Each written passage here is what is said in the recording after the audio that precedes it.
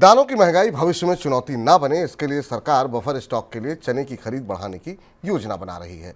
Report के मुताबिक सरकार किसानों से करीब 10 लाख टन चने की खरीद करेगी और ये खरीद बाजार भाव पर होगी।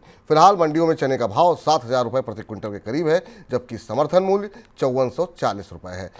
सर, इतना महंगा चना आखिर में सरकार क्यों खरीद रही है? ये थोड़ा चौंकाने वाला फैसला है, लेकिन जो स्थिति है सरकार के बफर स्टॉक की, हम इससे पहले आपको गेहूं के बफर स्टॉक के बारे में बताते रहे। अभी जो सूचना है ये सरकार के पास दालों के बफर स्टॉक की है। सरकार के पास करीब 16 लाख टन के आसपास का बफर स्टॉक है, जो कि जबकि जो स्टैंडर्ड रिक्वायरमेंट है सरकार की वो करीब 31 लाख टन की है।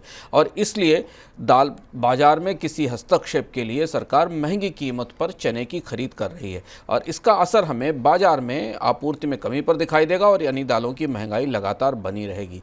चने की कीमतों में वैसे भी बढ़ोतरी हमने देखी है और अभी जब तक सरकार चने के आयात को उदार नहीं करती तब तक बाजार में सरकार की ये खरीद सरकार के बफर स्टॉक को तो मजबूत करेगी पर कीमतों में बढ़ोतरी का रुख रखेगी।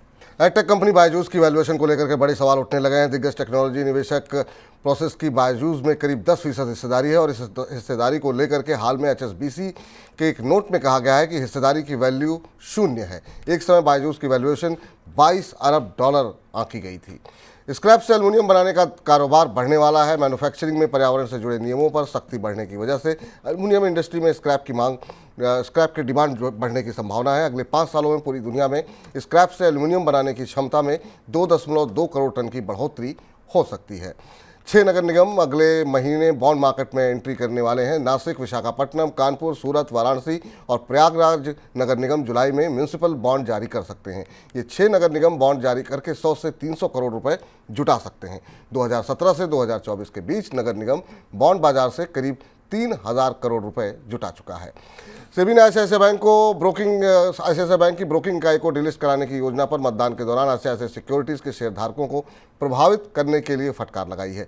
सेबी ने आईसीआईसीआई बैंक को निर्देश दिया है कि वो बैंक के अधिकारी प्राप्त शिकायतों की गहन जांच करें और इस पर उचित कार्रवाई करें। सर, ये कुछ महत्वपूर्ण खबरें, आपकी टिप्पणी किसी पर? 2 महत्वपूर्ण खबरें। आप देखना होगा कि भारत के कई नगर पालिकाएं म्यूनि बॉन्ड लेकर बाजार में आ रही हैं। इससे पहले भी म्यूनिसिपल बॉन्ड लेकर बाजार में आती रही। आपको याद होगा कि सेबी ने इसी साल मार्च में इस बात का फैसला किया था कि जो म्यूनिसिपल बॉन्ड्स हैं उनकी क्लियरिंग को आसान बनाया जाएगा और इसके लिए एक नई व्यवस्था लागू की गई थी जिसमें MC रेपो क्लियरिंग कहा जाता है। और उसके बाद नगर पालिकाओं को बाजार में बॉन्ड जारी करके पैसा उगाने के लिए की छूट मिली है और प्रोत्साहन मिला है। लेकिन एक बात देखने वाली है कि बाजार में ब्याज दरें काफ़ी ऊंची हैं। म्यूनिसिपैलिटीज़ की वित्तीय स्थिति खासी ख़राब है, उनके पास रिसोर्सेज नहीं है। ऐसी स्थिति में इन बॉन्ड्स पर किस तरीके का कूपन रेट ऑफर किया जाता है, इस पर सबकी निगाहें रहेंगी।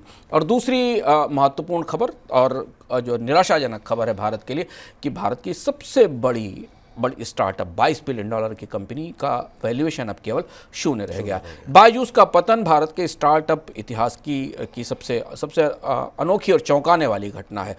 जो अब ये दिख रहा है कि स्टार्टअप कंपनियों के बिजनेस मॉडल किस तरह से काम कर रहे थे और अंततः उनका क्षरण होते होते यहाँ आ गया। ये भारत के स्टार्टअप परिवेश के लिए एक बड़ी नसीहत है।